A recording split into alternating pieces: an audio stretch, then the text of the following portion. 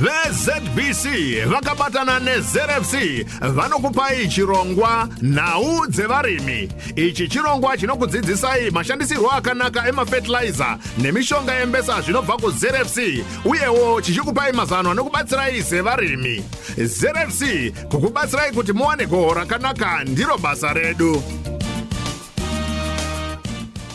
Mane rakanaka vade vatisangana kamune chino chirongwa nhau dzevarimi chiri chirongwa chakanangana kuti tinge tichipa mazano navarimisi vedu munyaya dzezvekurima zvatinofanira kunge tichingwarira kuti patinopinda mumunda tinge tichiva negoho rakanaka kuti zvisazonetsa ipapa. Mufaro wangu kunge ndichishungamidza neni Justice Chembela ino wanyanzvi yedu tanga achititsanangurira zvizere. Wakadi zvako Justice? Tinofara vachikwapi, makasimba here mhuri yeZimbabwe? Nhasi tiri kutaura panyaya yekurimwa kwemadomasi. Justice, tsanangura kuti chii chinoita kuti madomasi anga achisiyana nezvimwe zvirimwa zvakafanana naana chibage, mapfunde nenzungu, uye anorimwa nguva ipi? Madomasi chirimwa chakakosha chinokwanisa kupa murimi cheuviri. Chirimwa ichi chinokwanisika kurimwa nemunhu wese, vari mapindu madiki atinoti mabackyard gardens, muminda mirefu nemunzvimbo dzakavharirwa atinoti magreenhouse. Muno muZimbabwe kune misika mizhinji yakafanana nemarestaurants nemisika midiki inotenga madomasi zvokwanisa kuti murimi awane mari. Madomasi ane kudya kwakanaka kunobatsira kuvaka muviri, uyezve ari kukurudzirwa kudya munguva ino yatiri kurwisana nedenda hombe reCovid-19. Madomasi akakoshera kuti mhuri imwe neimwe pasi rose iri kudya madomasi mazuva ose. Chirimwa ichi chiri mumhuri yeatinoti masolanacea asingade chando chakawanda.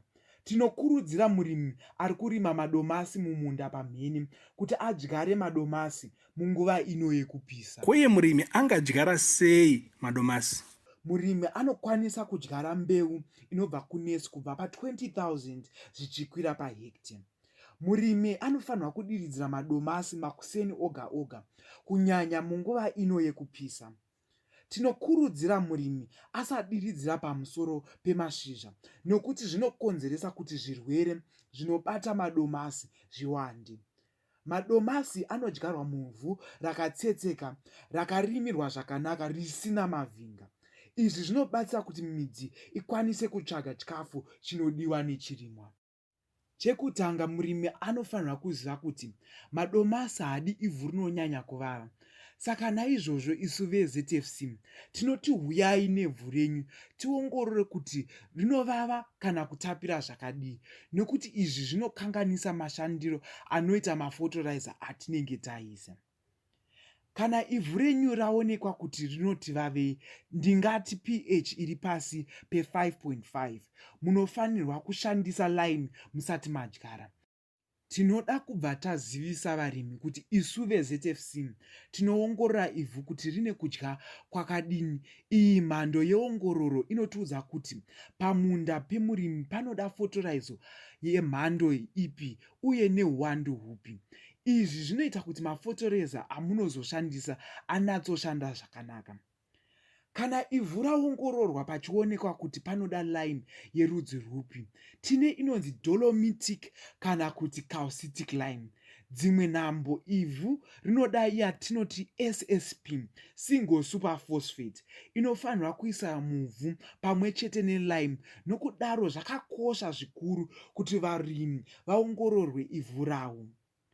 Murimi paanodyara madomasi anofanirwa kunzwisisa kuti rudzi rwembesa yake yatinoti variety ndiyo here iri kutora mari yakawanda pamusika, uyezve inoda kudya kwakawanda sei kwemafertilizer, uyezve inoda kutsigirwa here nemapango yatinoti nechirungu trellising. Ko kana takuya kunyaya yemafertilizer ndeapi angashandiswa mumadomasi? Domasi chirimwa chakasiyana nezvimwe zvirimwa nekuti chinoda kudya kwakanyanya kwepotash.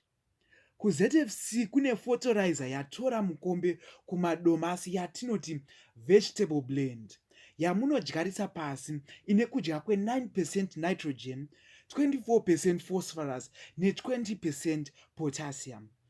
Vegetable blend yakagadzirwa nekudya kwesulfate of potash kunodiwa nezvirimwa zvehorticulture. Kudya kwepotash kunosimbisa masoja ari muchirimwa zvobatsira kudzivirira zvirwere zvinobata madomasi.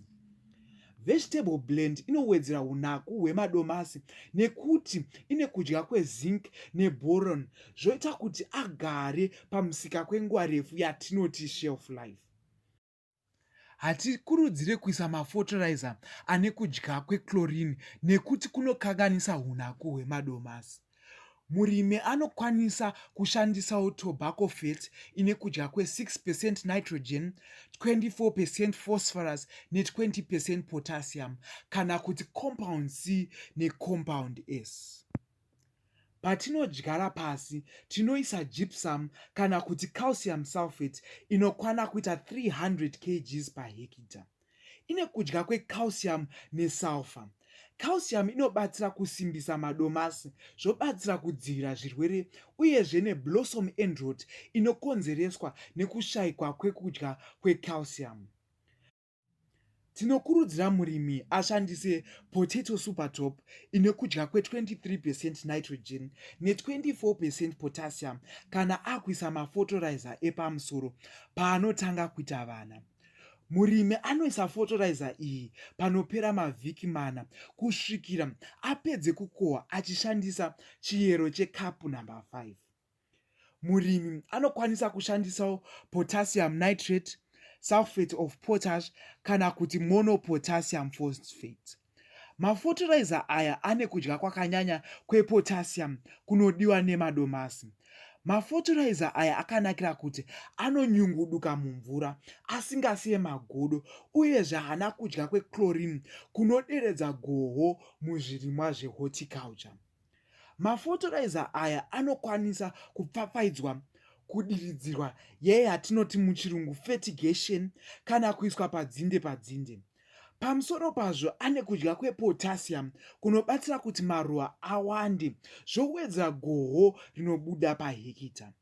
KuZFC tine bhiza ratiri kumhanya naro remaquick best range anopfapfaidzwa madomasi.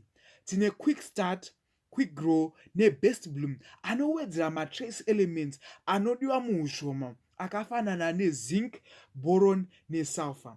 Mafertilizer aya anobatsira kuwedzera unaku hwemadomasi nokuwedzera yatinoti shelf life.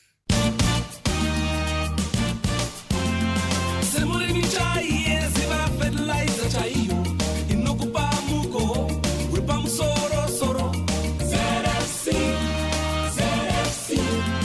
ZFC ishamwari yemurimi fertilizer chaiyo yemusagare yelo. Chero chaunurima ziva fertilizer chaiyo kuZFC ZSFT nato tobacco first 6-18-15 year vodka, maize first 7-14-7 year chibage, cotton first 5-17-10 year donje.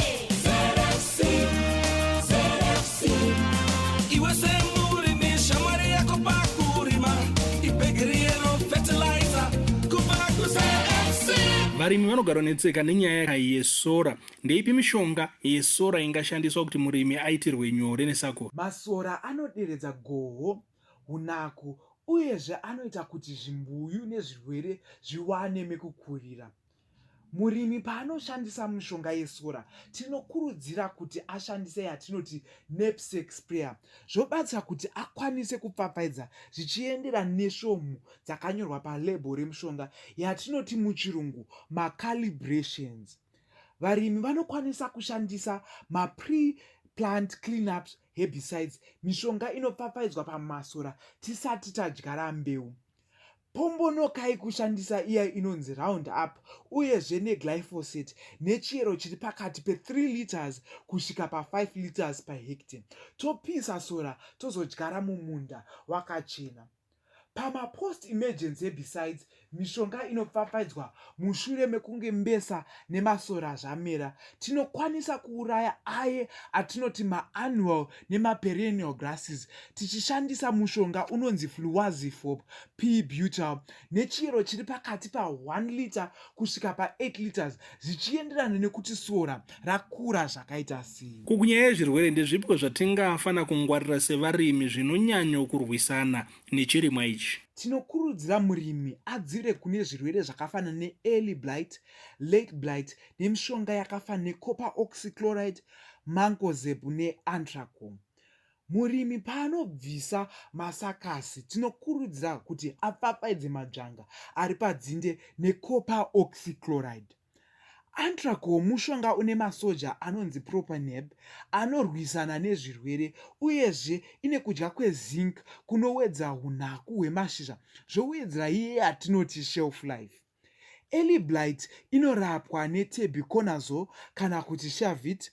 Late blight inokonzeresa mavara matema pamashizha nepamadzinde inorapwa neRidomil Gold. Tikangotaura nyaya yezvirwere tobva tapindawo zvekare kuzvimbuyu zvinouya zvichidyawo zvekare chirimwa chedu. Ndezvipi zvatinofanira kuchenjera?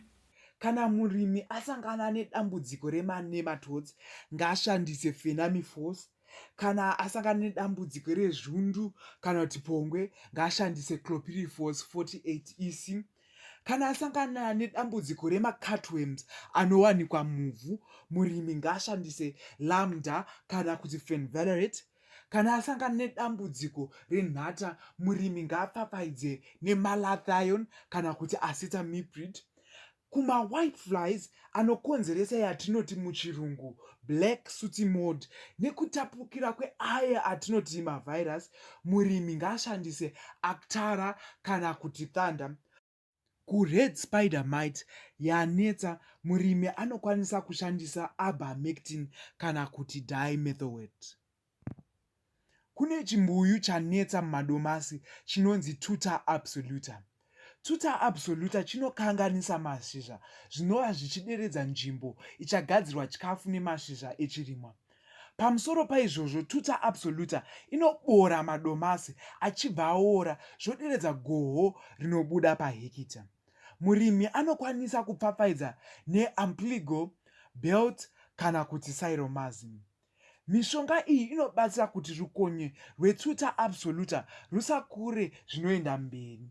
Tinokurudzira murimi asashandise mushonga mumwe chete nekuti anoita dambudziko rekuti zvimbuyu zvinoita chijairire zvokonzeresa yatinoti resistance. Ndinotenda madzidzi nekunzwa zvizhinji kubva muchino chirongwa chino Justice. Chingopa mashoko anoda kusiyira vateereri tichivhara chirongwa. Vanoda kutibata kuhead office kwedu maererano nekurima vanofona panhamba dzinoti 0242 753 882 kusvikira pa8 kana kuti pa086 777 53882.